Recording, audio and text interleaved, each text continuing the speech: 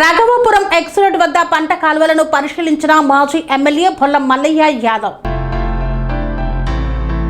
కోదాడ నియోజకవర్గ పరిధిలోని మోతే మండలం రాఘవాపురం ఎక్స్ రోడ్డు గ్రామంలో పంట కాలువలను సందర్శించి రైతులు సాగునీరు లేక తీవ్ర ఇబ్బందులు ఎదుర్కొంటున్నారని, ప్రభుత్వం వెంటనే కాళేశ్వరం ప్రాజెక్టులో అంతర్భాగమైన కన్నెపల్లి పంప్ హౌస్ ను ప్రారంభించి రైతులకు సాగునీరు అందించాలని మాజీ శాసన సభ్యులు బొల్ల మల్లయ్య యాదవ్ డిమాండ్ చేశారు. ఈ సందర్భంగా కోదాడ మాజీ శాసన సభ్యులు బొల్ల మల్లయ్య యాదవ్ మాట్లాడుతూ, ఇటీవల బీఆర్ఎస్ వర్కింగ్ ప్రెసిడెంట్ కేటీఆర్ నిర్వహించిన ధర్నాలో రాష్ట్రంలోని ఎత్తిపోతల పథకం ప్రాధాన్యాన్ని, ముఖ్యంగా కన్నెపల్లి పంప్ హౌస్ ద్వారా వేలాది ఎకరాలకు సాగునీరు అందించి రైతులకు కలిగిన ప్రయోజనాలను ప్రజలకు వివరించిన విషయాన్ని ఈ సందర్భంగా ఆయన గుర్తు చేశారు. బీఆర్ఎస్ ప్రభుత్వం రైతు సంక్షేమమే ధ్యేయంగా కోట్ల రూపాయలు వెచ్చించి నిర్మించిన ఎత్తిపోతల పథకాలు తెలంగాణ వ్యవసాయ రంగానికి జీవనాడిగా నిలిచాయని, వాటిని సక్రమంగా నిర్వహించడం ప్రభుత్వ బాధ్యత అని పేర్కొన్నారు. ఓటుకు ప్రచారం చేసి కాంగ్రెస్ వాళ్ళు పబ్బం గడుపుకోవాలనుకుంటున్నారు. వాళ్ళ అబద్ధపు ప్రచారానికి ఇలా రైతాంగాన్ని బలి చేయాలనే ప్రయత్నం చేస్తున్నారు. వాళ్ళ అసమర్థతని, అవగాహన రాహిత్యాన్ని కప్పిపుచ్చుకోవడానికి కాళేశ్వరం కన్నెపల్లి పంప్ హౌస్ని ఆన్ చేస్తే కాళేశ్వరానికి ఇబ్బంది అని చెప్పేసి బూటకపు ప్రచారం చేసి రైతాంగాన్ని ఇబ్బంది పెట్టే ప్రచారం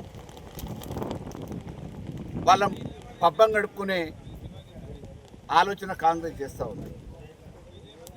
ఇవాళ స్పష్టంగా చెప్తా ఉన్నాం, మీకు అందుబాటులో ఉన్న లేకపోతే దేశ అంతర్జాతీయ స్థాయిలో ఉన్న నీటి రంగ నిపుణులు కానీ ఇంజనీరింగ్ విభాగ అధికారులను కానీ తీసుకొచ్చి పరీక్షలు పెట్టండి, పరీక్ష చేపియండి కాళేశ్వరం పిల్లలని. ఎటువంటి ప్రమాదం భవిష్యత్తులో లేదు అని చెప్పి గతంలోనే ఎన్డీఏసీ అధికారులు కేంద్ర ప్రతినిధి బృందం చెప్పడం జరిగింది. అది రిపేర్లు చేయించడానికి చేతగాని దద్దమ్మ ప్రభుత్వం, కాంగ్రెస్ ఈ అసమర్థులు ఏదో రకమైన బురద జల్లాలనే నెపంతోని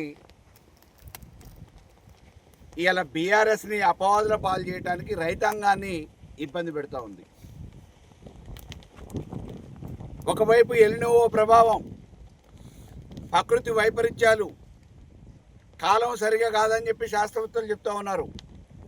వచ్చిరాని వర్షాల వల్ల వస్తున్న వరదని మనం నిల్వ చేసుకోవడానికి కన్నెపల్లి పంప్ హౌస్ని ఆన్ చేసుకొని సమృద్ధిగా డ్యామ్లో నీళ్ళని నిల్వ చేసుకుంటే బాగుంటుందని చెప్పేసి అనుభవం ఉన్న కేసీఆర్ గారు బీఆర్ఎస్ చెప్తా ఉంది. ఇవాళ వృధాగా నీళ్ళని కిందికి వదిలేస్తున్నారు సముద్రంలో కలిసేటట్టు. గతంలో కాంగ్రెస్ చేసిన పాపం కూడా అదే. ఈ రైతాంగం బాగుపడాలనే ఆలోచనతో కేసీఆర్ గారు కాళేశ్వరాన్ని కట్టి ఎప్పుడో 1983లో రామారావు గారు ఎస్ఆర్ఎస్పి ఫేజ్ 2 పేరు మీద శంకుస్థాపన చేసి కొబ్బరికాయ కొట్టి కాలువలు దవ్వి వదిలేసిన ఈ కాలువలకి సర్కార్ కంప మురిస్తే కేసీఆర్ గారు వచ్చిన తర్వాత 2018 తర్వాత కాళేశ్వరం పూర్తయిన తర్వాత ఈ మోతే మండల ప్రజలకందరికి కూడా రైతాంగానికి నీళ్లు సమృద్ధిగా వచ్చినాయి.